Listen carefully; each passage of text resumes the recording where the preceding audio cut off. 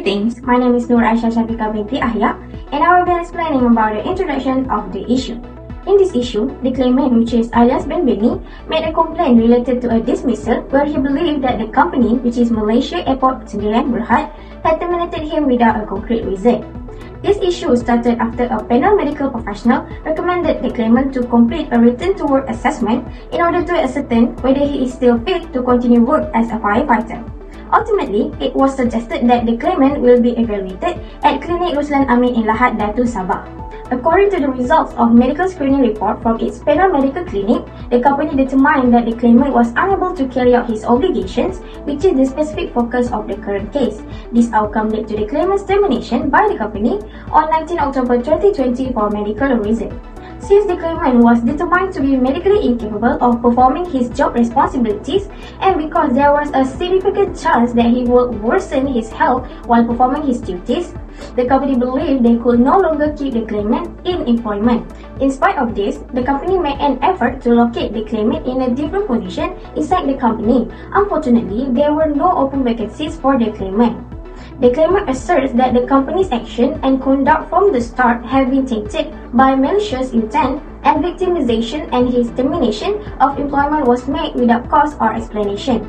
A second opinion about the claimant's ailments and ability to continue working has been denied due to the absence of the company medical board. A written warning was issued to the claimant for his act of misconduct in a letter dated 5 June 2006.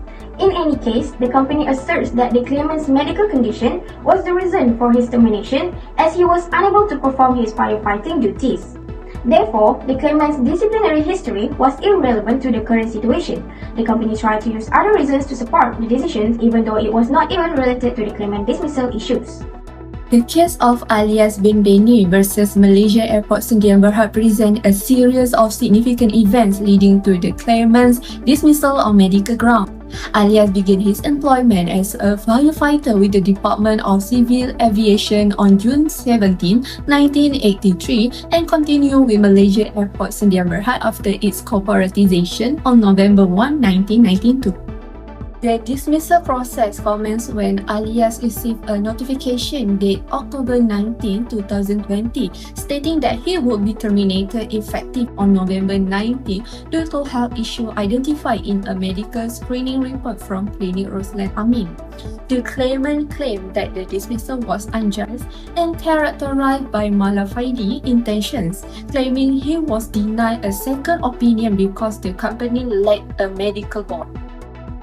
This situation started after an incident in October 2019, during which a colleague died in an emergency drill, prompting the company to evaluate employees classified as high risk.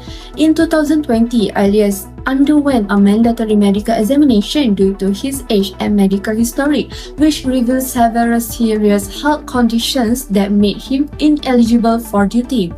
Following his dismissal, the case was referred to the Industrial Court under Section 20(3) of the Industrial Relations Act 1967, where hearings were held on November 21 until 22, 2023. Throughout the proceedings, Alias maintained that his termination was unjustified, while the company argued that it acted in good faith based on medical advice. The outcome will hinge on whether the dismissal was with just cause or excuse, as determined by the court's assessment of the evidence presented. Now, let me proceed with the causes of this issue. Several causes influenced this case to happen. First, medical condition and fitness for duty. Alias Bennie, the claimant, had a history of mental health problems such as mood depression and anxiety, rheumatoid arthritis, degenerative cervical illness, and uncontrolled blood pressure. These medical conditions cast doubt on his ability to carry out his firefighting duties in a safe manner. The second causes was company's medical examination requirement. The company, Malaysia Airport Sendirian Berhad, required health screenings for employees identified high risk because of their age and medical history after an Airport Fire and Rescue Service (AFRS) officer passed away after collapsing. The claimant was chosen for this test, which finally resulted in an evaluation for his suitability for ongoing work. The third causes was invalidity pension application. According to the company, the claimant's medical conditions justified applying for an invalidity pension from so. His application was denied, but when the Board of Physicians subsequently concluded that he was not invalid. So, what are the effects of this case? First, loss of employment. The claimant's rapid loss of his firefighting position had an impact on his career path and professional identity after 37 years of service, in addition to his salary. The second effect was financial impact. The claimant probably experienced financial difficulties due to his dismissal, particularly in light of the possible loss of benefits related to his job, such as health insurance and retirement benefits. Given that his application was ultimately denied, it is possible that the recommendation to apply for an invalidity pension did not offer enough financial assistance. Last but not least, emotional and psychological effects. The dismissal and the circumstances surrounding it could have led to emotional distress, anxiety, and feelings of victimization.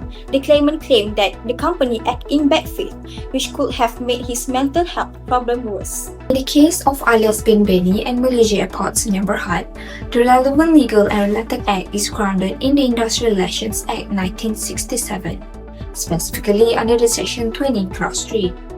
This section allows for a reference to the industrial court when the claimant claims to have been dismissed without just cause or excuse. The court emphasized several principles for cessation of employment on medical grounds. However, the company failed to adhere to the following. First, insufficient medical advice. The company did not refer the claimant to the medical board, did not set up the medical board, and relied heavily on professional advice and findings about the ability of the claimant to perform his duty as fireman. The decision not to have a company medical board was unfair, unjust, and unreasonable, and was non-compliant with the Article 31.2 of the collective argument, as well as not in line with Section 17, Clause 1 of the Industrial Relations Act 1967. Next is hasty decision. The company acted hastily in terminating the claimant's employment without allowing adequate time for recovery or waiting for the decision from the so medical board. And lastly, lack of compassion and consultation. The company has failed to demonstrate that it had acted with sympathy, understanding, or compassion in its dealing with the claimant. They failed to have sufficient consultation with the claimant regarding his medical condition and did not provide him with the opportunity to seek a second opinion. To conclude, the company had failed to make out that the termination of the claimant was with just cause or excuse. As such, determination of the claimant is rendered as null and void. After a true examination of the evidence presented, a significant decision under Section 30 Subsection 5 of the Industrial Relations Act 1967, the Industrial Court has ruled in favor of a claimant in a wrongful termination dispute. The court determined that the employer had failed to prove on the balance of probabilities that the claimant's termination was carried out with just cause or excuse. However, the court also acknowledged that the relationship between the two parties had been irreparably strained, making reinstatement an unsuitable remedy. Instead, the court has ordered a monetary award as compensation. A total of 182,999 ringgit 86 cents in lieu of reinstatement, calculated as 1 month's salary for each of the claimant's 37 years of service, based on a last drawn salary of 4,945 ringgit 78 cents. A total of 112,763 ringgit 78 cents in back wages, reflecting 24 months' salary minus a 5% deduction for gainful employment. Lastly, a total of 73,699 ringgit 14 cents in retirement benefits as stipulated under the collective agreement. Thus, the total award amounts to 369,456 ringgit 78 cents excluding legal charges. The court has directed the company to remit this payment through the Malaysian Trade Union Congress Sabah by 29 June 2024. Failure to comply will incur an 8% annual interest rate starting 30 June 2024 until full payment. This ruling underscores the court's commitment to upholding workers' rights and ensuring fair compensation in labor disputes. That's all for today's news. Thank you for watching and see you again.